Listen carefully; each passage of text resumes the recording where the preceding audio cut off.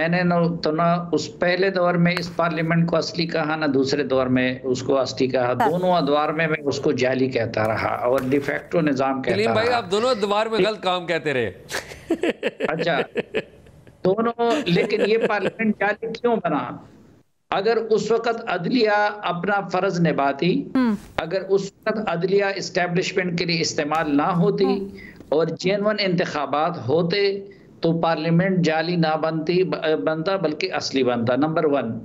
Number 2 ये है कि देखिए, ये रवायत रही है कि अगर कोई एक फरीक भी एतराज करे तो जजेस केस को सुनने से इनकार करते हैं। अब जब सुप्रीम कोर्ट के जजेस, ये सिर्फ पार्लियामेंट के एतराज की बात नहीं है, कितने केसेस हैं जिसमें एक पार्टी कहती रही, उस बेंच पे अदम एतमाद का इजहार करती रही, लेकिन वो बेंच फिर भी सुनती रही।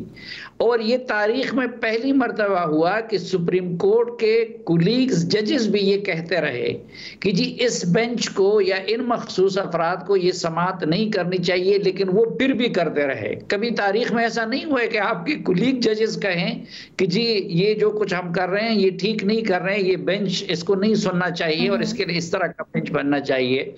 तो जब सुप्रीम कोर्ट ऑफ पाकिस्तान ने इस तरह के मायारात कायम किए हों, तो फिर एक सेशन कोर्ट या हाई कोर्ट का जज जो है वो क्यों किसी पार्टी के एतराज पे केस को सुनने से इनकार कर दे? नंबर 1। नंबर 2, ये पहली मर्तबा, ये एक भी पहली मर्तबा हुआ है कि जिस जज पे आपने अदम एतमाद का इजहार किया वो माजी में भी होता है, और जिस जज के खिलाफ आप सुप्रीम कोर्ट में जा रहे हों या गए हों उसके फैसले पे फिर आप जश्न भी मनाएं। लेकिन लोग फिर जब जिस जज पे एतमाद का इजहार करते हैं तो फिर उससे इंसाफ की तवक्को भी नहीं करते। इसी जस्टिस उमर फारूक के खिलाफ उन्होंने अदम एतमाद का इजहार किया था, वो वहां पे गए थे। तीसरी बात, अभी आप देखें लिस्ट, 34 वकला छूटी के पाकिस्तान के वो इमरान खान की तरफ से पेश होते रहे। दूसरी तरफ सिर्फ अमजद परवेज और एक और बंदा है, लेकिन उधर उन्होंने मेरिट पे इंसिस्ट नहीं किया, जिस पे भट्टी साहब को बड़ी जल्दी है, क्योंकि वो समझते हैं, इसलिए वो पहले सेशन जज के सामने भी पेश नहीं हो रहे थे, और क्योंकि उनको मालूम है कि इस केस के मेरिट कितने, पीटीआई की पोजीशन कितनी कमजोर है।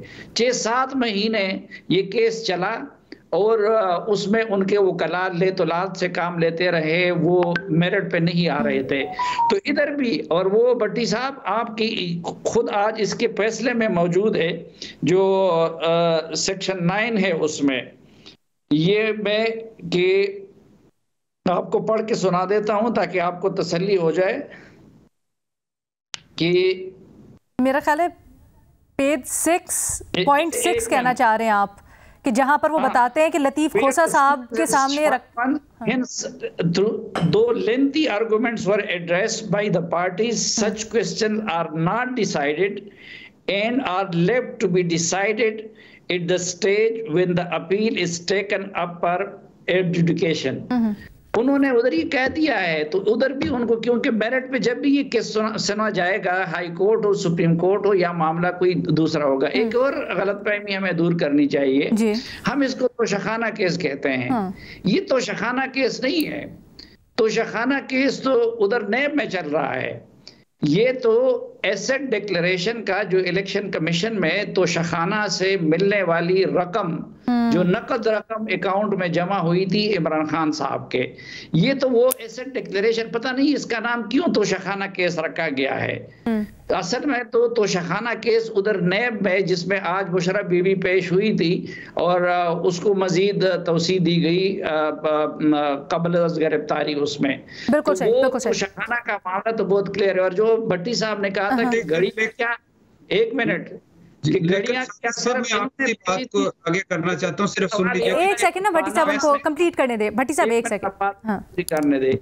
घड़ियां तो बाकियों ने भी बेची होंगी और बाकियों के खिलाफ केसेस चल रहे हैं, लेकिन सवाल ये कि क्या पनामा में सिर्फ नवाज शरीफ का नाम था? और यही जिन जजेस साहिबान की आप वकालत कर रहे हैं, उन्होंने सिर्फ वो एक बंदे को सेलेक्ट करके और उनके अपीलों के 2 हकों से महरूम करके और सुप्रीम कोर्ट का ऊपर से जज मुकर्रर करके नवाज शरीफ को नीचे के कोर्ट से सजा दिलवाई। अच्छा, वैसे सर क्योंकि तो उन दिनों में मेरा ख्याल है आपकी राय नहीं सही तरह से ले पाए, तो ट्रायल कोर्ट ने जो फैसला दिया था उसके ऊपर आपकी क्या राय है? आप समझते हैं वो साउंड फैसला था, वो कानूनी तौर पर सॉलिड फैसला था? मुझसे पूछ रही हैं? जी। नहीं, वो कैसे साउंड फैसला था? और उसके बारे में तो फिर बाद में जो कुछ हुआ पता चला कि जज को ब्लैकमेल किया गया था। और दूसरा, मैं उस फैसले को कैसे सही फैसला कह सकता हूं जिसमें आप किसी मुतासरा शख्स को हाई कोर्ट और सुप्रीम कोर्ट के अपील के हक से महरूम कर दें। और ये जो नाअहली वाली बात है, नहीं, हम इमरान खान के ट्रायल कोर्ट के तोशाखाना केस की बात कर रहे हैं सर। ये तोशाखाना केस नहीं है ना, मैंने आपको बता दिया सर। ये तो एसेट डिक्लेरेशन का केस है। एसेट डिक्लेरेशन का जो ट्रायल कोर्ट में हुमायूं दिलावर साहब की अदालत में जो समाअत हुई सर, उसके बाद फैसला आया, उसके ऊपर आपकी क्या राय है? मैं बिल्कुल ये कहता हूं कि देखिए, हुमायूं दिलावर साहब के साथ एक तो ये मैं अपनी आला अदलिया के बारे में हैरान हूं कि वो अपने मातहत अदलिया के साथ होने वाले सलूक को, ना उनको अपनी तौहीन, मसलन इस सुप्रीम कोर्ट के इस बेंच की तौहीन अदालत का केस है, जब उन्होंने यहाँ इमरान खान साहब को जलसे की इजाजत दे दी मशरूत, वो 1 साल से ज्यादा हो गया और वो उसकी समाअत नहीं कर रहे हैं। तो ये न इनको अपनी तौहीन की भी फिक्र करनी चाहिए। फिर मातहत अदलिया के पहले जज साहिबा के साथ, वो खातून जज साहिबा के साथ क्या सलूक रवा रखा गया, अब हुमायूं दिलावर के साथ क्या सलूक रवा रखा गया, और उनके बासपुरस की बजाय या उनको हक दिलवाने की बजाय और मुजरिमों को सजा दिलवाने की बजाय, उनकी इज्जत को बहाल करने की बजाय और उनकी ट्रोलिंग और उनकी फैमिली को हरासा करने की बजाय, हमारी आला अदलिया जो है वो उस पर खामोश तमाशाई बैठी हुई है। क्योंकि तमाम जजेस की उसको बहाल करना चाहिए। ये दिलचस्प है सर, ये दिलचस्प है, क्योंकि एक राय उसके ऊपर ये भी, और कानूनी माहिरीन की अक्सरियत की ये राय उसके ऊपर आती है कि वो कानूनी तौर पर बड़ा कमजोर फैसला था ट्रायल कोर्ट का, और जब वो अपील में जाएगा उसके मेरिट्स डिस्कस होंगे तो वो स्टैंड कर नहीं पाएगा। क्या कह रहे हैं, मैं देखें कानूनी, मैं रीमा को भी इसमें शामिल गुफ्तगू करूंगी ताकि इसके ऊपर हम जरा बात कर सकें। ऊपर की अदालतें मौजूद है ना, लेकिन उसका ये मतलब तो नहीं है कि आप जाके जज सर, वो शायद ऊपर की, अब इसमें वो आ जाते हैं सियासी पहलू जो हम जिसकी पहले बात कर रहे थे। क्या यहाँ पर ये सवाल नहीं उठता कि अगर ऊपर की अदालतों से कन्विक्शन की गारंटी होती तो फिर डायरेक्ट, जैसे पनामा में सुप्रीम कोर्ट से फैसला आया था, यहाँ पे भी डायरेक्ट सुप्रीम कोर्ट से ही फैसला आता, ट्रायल कोर्ट से फैसले की गुंजाइश ना मिलती? सवाल तो उठता है नहीं भाई, बहुत सारे सवाल उठते हैं। एक तो जिस तरह पहले उन्होंने अपना माइंड शो किया